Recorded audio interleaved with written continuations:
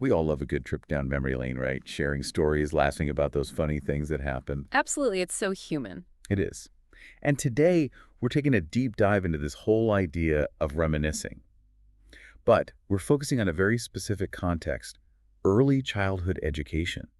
Those crucial first 5 years when kids are in nurseries and preschools. Right, right. And I think it's important to be clear right off the bat, we're not just talking about any old casual chat about the past. No, definitely not. We're Mm. being very precise here. When we say reminiscing, we're talking about those adult-child conversations where they're looking back on a specific event from the past. And the key thing is the adult is actively helping the child to remember. So it's not just, hey, do you remember that time? It's more about structuring it like a story, Oh, I see. Asking those remember when type questions and then really building on what the child says, even if it's just a tiny little detail. So it becomes this shared process of creating those little memory Like a snapshots. joint effort. Exactly. And the research is fascinating here. When parents reminisce with their young children like this, it has a huge impact on their development. Huge. In what ways? Well, you see consistent links to improvements in vocabulary, which, as we know, is so fundamental for all sorts of later learning. But it also seems to boost their narrative skills, how they tell stories themselves, and then their autobiographical memory, how they remember things from their own past. Even their social and emotional skills seem to get a nudge in the right direction. Wow, that's powerful stuff. So we've got all this evidence showing how important parent-child reminiscing is. But that leads us to the big question for today's deep dive. What about those early childhood settings? Exactly. More and more kids are spending a huge chunk of their week in nurseries, preschools, with their educators. And those educators are having loads of conversations with them. So naturally, we want to know, what role does reminiscing with educators play in all of this? Is it just as important as those chats with the mom or dad? And you'd think this would be a well-researched area given how much time kids spend in these settings. Right. But surprisingly, it's not. There's a real gap in what we know about this specific type of adult-child interaction. Educator-child, reminiscing, when it comes to looking back on their shared experiences. So that's what we're going to unpack today. It's exciting, isn't it? A whole area ripe for exploration. It is. But before we go any further, there's another important piece of the puzzle we need to introduce this idea of elaborative style. Now, I know that sounds a bit jargony. It does, but it's actually a really simple concept. It is. Think of it like a dimmer switch, okay? Okay, a dimmer switch. I like that. On one end, you've got this really high elaborative style. It's like the lights are on full blast. The adult is asking lots of open-ended questions, Mhm. no simple yes or no answers here. They're adding in tons of detail, really painting a picture with their words. And it becomes this lovely back and forth, this co-constructed dialogue where the adult and the child are really building the memory together. And then on the other end of that spectrum, you've got a lower elaborative style. The lights are dimmed, shall we say? Right. This tends to be more about those closed questions, maybe even repeating them if the child doesn't answer straight away. And the actual story, the narrative, isn't as developed. It's more about getting to a simple answer than weaving a rich tapestry of the memory, if you like. I love that analogy, the rich tapestry. And actually, there's some classic research that really brings this to life. It was done back in 1993 by Reese and her Oh, colleagues. yes, I remember this one. They provided some contrasting examples that are so helpful for understanding the difference between those two styles. So picture this: a parent with a lower elaborative style is talking about animals they saw with their child. Okay, I'm picturing it. The child might say something like lollipops, and then the parent corrects them, right? Mhm. Then maybe the child says giraffe, and the parent might say, what does a lion say? And then the child says lion, and finally monkey. You can see how it's lots of very short answers, lots of pauses, not much flow to the conversation. It's quite disjointed, isn't it? It is. Now imagine a parent with a high elaborative style reminiscing about a trip to the High Museum, say. They might start by saying something like, remember a little while ago when we went on the MARTA train? Setting the scene. Exactly. Now the child might say they don't remember what they saw, but instead of just giving up, the parent might say something like, do you remember seeing something really big that went whir? Prompting the child to remember the helicopter. Yes. And you can see how in this style, the adult is really guiding the recall, building that narrative with the child. It's so much richer, so much more engaging. And it's likely to have a much bigger impact on the child's memory of that event, too. Now, this whole discussion of rich back and forth conversations between adults and children makes me think about something else that's been studied quite a bit in early childhood settings. this idea of sustained shared thinking. Have you heard of that? Oh, absolutely. It's a big one, It is. It actually came out of those massive EPPE and ROPA studies. which looked at the impact of preschool, right? Exactly. And they found that when you see these focused back and forth conversations happening between adults and children in preschools, those interactions where they're really engaged with each other's ideas, it's a really strong predictor of good things for the kids.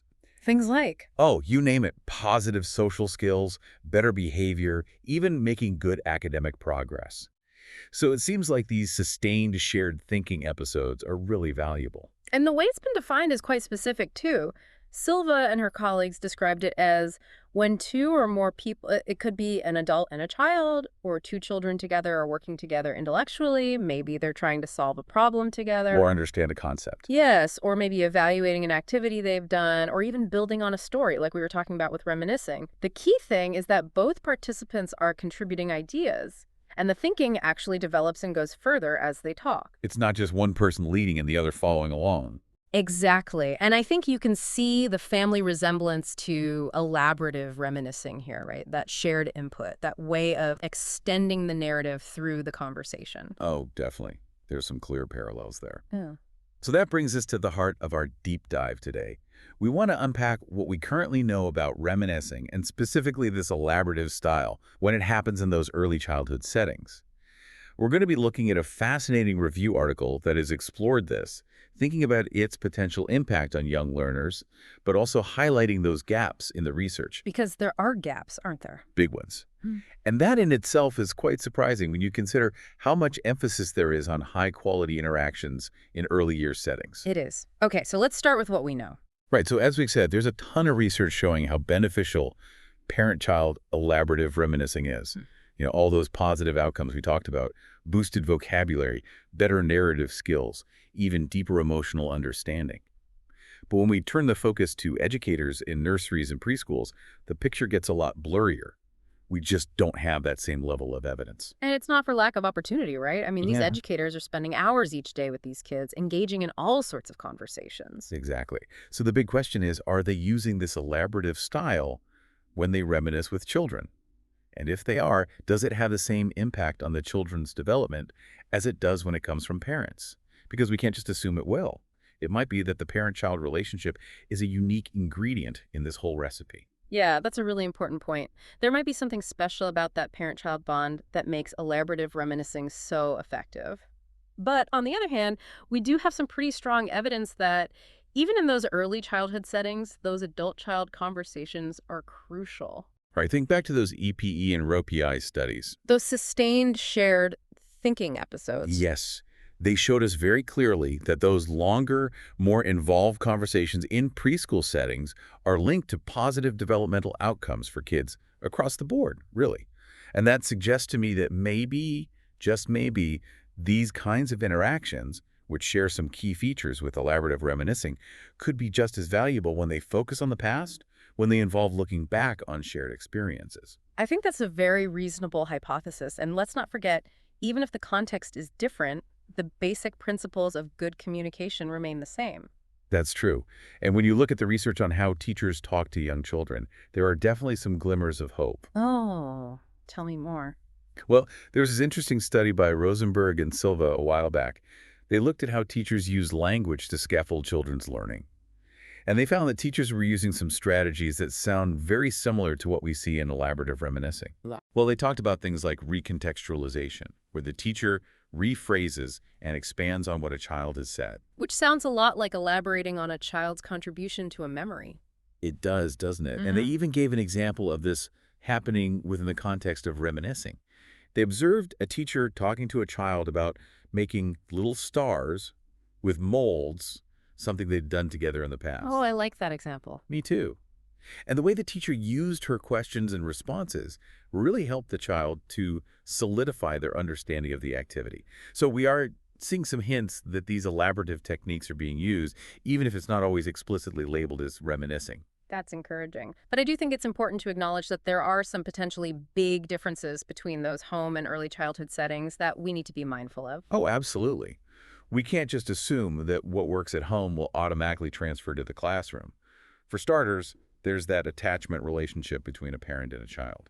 Right, that strong emotional bond, which could be a really important factor in why reminiscing is so effective at home. Exactly. And then in a classroom, you've often got this issue of non-shared experiences. Mm. So a child might be talking about something that happened at home, which the educator wasn't there for, and vice versa.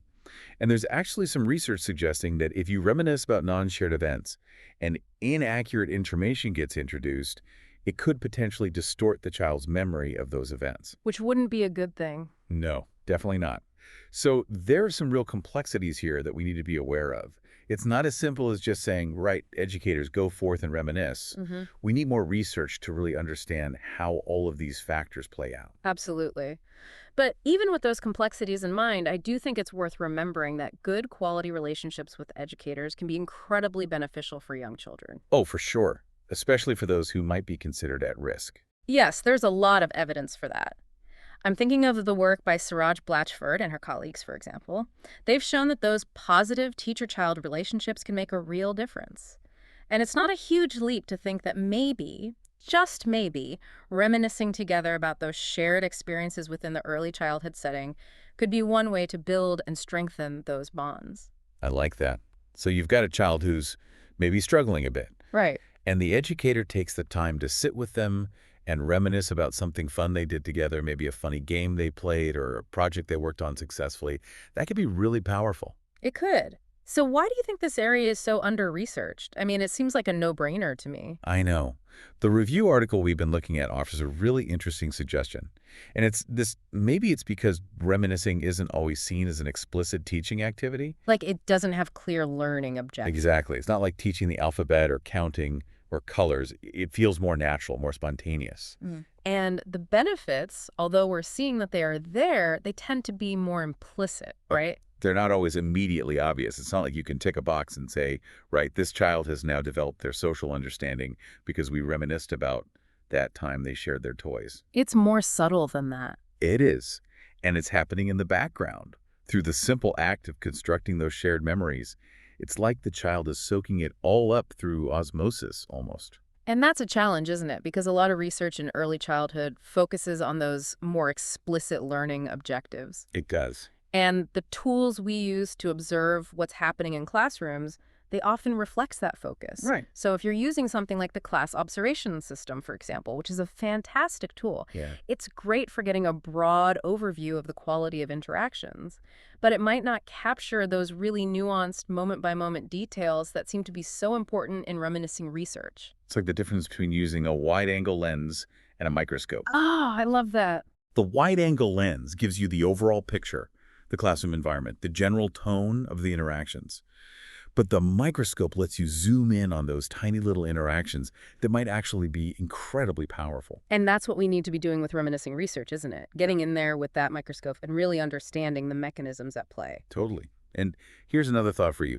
This idea of elaborative style, those rich, detailed conversations, it might not just be relevant to talking about the past. Oh, interesting. You're thinking beyond reminiscing. I am. What if we looked at how educators use this style of communication during other activities, like when children are engaged in free play or when they're trying to solve a problem together? Could those same benefits we see in reminiscing, the boost to language, the development of narrative skills, the deepening of emotional understanding, could they also emerge in those different contexts? That's a really intriguing question. And there is some research that hints at this possibility. Oh, tell me more. Well, there was a study a few years back by Hedrick and her colleagues. They looked at what happened when researchers engaged children in elaborative conversations during and after a camping trip. And what they found was that even though these weren't parents having those conversations, they still had a significant impact on the children's memory of the event. So even though the context was different, the style of communication still mattered. Exactly. Which suggests that maybe the benefits of those rich, detailed conversations are more broadly applicable than we might initially think. That's fascinating. And it makes me think about sustained shared thinking again. Because on the surface, it seems like there's a lot of overlap with elaborative reminiscing, right? Yeah. Both involve those extended back and forth interactions. Both involve building on what's being said, but there are also some key differences that are worth noting. Go on. I'm listening. Well, SST often focuses on those more explicit learning tasks, Like you're trying to teach the child something very specific. Whereas reminiscing can be more open-ended, right?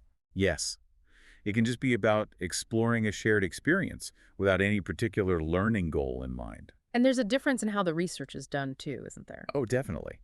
With SST, you're often analyzing those interactions at a broader level. You're looking at the overall flow of the conversation, maybe identifying key episodes, but you're not necessarily breaking it down to that micro level of each individual utterance like we do in reminiscing research. Which is where the real magic might be happening. Exactly. So I wonder if there's a way to combine these two approaches to get the best of both worlds. To use both the wide-angle lens and the microscope. Yes. Because if we could do that, I think we might get a much richer understanding of what makes these interactions so effective for children's development. Yeah. It's like we'd be adding another layer of analysis. And that could be really revealing. In fact, there are some nice examples of this in the work by Suraj Blatchford and her colleagues. They identified some interactions they classified as SST, like a teacher and a child having a chat during tea time. Sounds lovely. It does, doesn't it? But they also pointed out some missed opportunities where the teacher could have taken an interaction further but didn't. Oh, I hate when that happens. I know. Like, one example was a child talking about scary volcanoes, and the teacher just kind of agreed without really exploring it further. Now, if we looked at that interaction through the lens of elaborative style, we might see that the teacher could have used more open-ended questions or added some details to really extend the child's thinking and language around that topic. So it's about taking those naturally occurring moments and maximizing their potential. Exactly. And I think that's a really exciting prospect. Okay, so let's wrap up by thinking about the future. Where do we go from here? What are the big research questions that need to be answered? Well, the authors of this review article have given us a really helpful roadmap for future research in this area. They've proposed a three-strand agenda, specifically for those early childhood settings. Okay, lay it on me. So the first strand is all about description and taxonomy. Basically, we need to get a really clear picture of what educator-child reminiscing actually looks like in practice. Like, what are the nuts and bolts of those conversations? Exactly. So how long do they typically last? Are they usually one-on-one, or do they happen in small groups? Do educators use things like photos or drawings to help children remember? What kinds of events do they tend to talk about? Once we've got that detailed description, then we can start to compare it to what we know about parent-child reminiscing and see what the similarities and differences are. Makes sense. What's next? The second strand focuses on individual differences. Because just like we know that different parents have different styles of reminiscing, it's highly likely that educators will vary in how elaborative they are, too. Right, because everyone's got their own conversational style. Exactly. So the question is, what factors might influence that? Could it be the educator's own background, their training in early childhood development? There's some research suggesting that more training is linked to higher quality interactions, isn't there? There is. I'm thinking of the work by Arnett, for example. But there could be other factors at play, too. The age and gender of the child, the specific activity they're reminiscing about. There's so much to explore here. Okay, so that's description, that's individual differences. What's the third strand? Well, this is the big one, linking educator reminiscing to child outcomes. Yeah. Because ultimately, we want to know, does this stuff actually make a difference to how children develop? Does reminiscing with an educator, and particularly an educator who uses a more elaborative style, have a positive impact on things like language skills, memory development, social understanding? This is where it gets really exciting, but also really challenging. It does, because teasing out those causal links in the messy real world of a busy classroom is not easy. But it's not impossible. There are ways to study this. Researchers could compare children who have strong attachments to educators who use different reminiscing styles, for example. Or you could look at early childhood programs where there's a real emphasis on elaborative reminiscing and compare the children's outcomes to those in programs where it's not a focus. And then there's a possibility of embedding measures of elaborative style into those large-scale studies that are already happening. Right, like piggybacking onto existing research projects. Exactly. So there are options, and the potential payoff here is huge. Because if we can show definitively that specific ways of talking about the past with young children have a positive impact on their development, then that could have a real knock-on effect for how we train early childhood educators. It could revolutionize professional development, couldn't it? It could. And it's not just about training new educators either. It's about supporting those who are already out there doing amazing work. Because we know that a lot of the talk that happens in early years settings is quite basic. And that's fine for some things, but it's not always pushing children's thinking as much as it could. Right, it's not always stretching those cognitive muscles. Exactly. But the good news is there's evidence from studies with parents that you can actually help adults to become more elaborative in their conversations with children. Oh, that's encouraging. It is. There have been some really successful intervention studies where they've worked with parents, giving them simple guidance on how to reminisce in a more elaborative way. Yeah. And they've seen real improvements in the children's language and memory skills. I'm thinking of studies by Reese and Newcomb, Peterson, and their colleagues, Kane. They've all had really positive findings. Exactly. So if we can crack the code on educator-child reminiscing, we could potentially have the same impact in early childhood settings. We could give educators the tools they need to have those really high-quality conversations that we know can make such a difference for children. That's a powerful thought, isn't it? It is. It really makes you think about all those little moments throughout the day where educators are chatting with children about their experiences, all those missed opportunities, potentially. And what if, just by tweaking their approach slightly, by consciously using a more elaborative style, they could be having a much bigger impact than they realized? It's like unlocking hidden potential. Exactly. And it's about bridging that gap between home and school learning, too. Because we know that children are learning all the time in all sorts of contexts. And if we can create those rich, elaborative conversations in early childhood settings, it could be a game changer for those little learners. So as you're listening to all of this, I'd like you to think about your own experiences with young children. What are the conversations you've had, the memories you've shared? And what if, by simply being more mindful of our language, by asking those open-ended questions, by adding those extra details, by really listening and responding to what children are saying, we could be nurturing their development in ways we never even imagined? What if the key to unlocking their potential lies in the power of our everyday conversations? That's a wonderful thought to end on. Thank you. Thank you.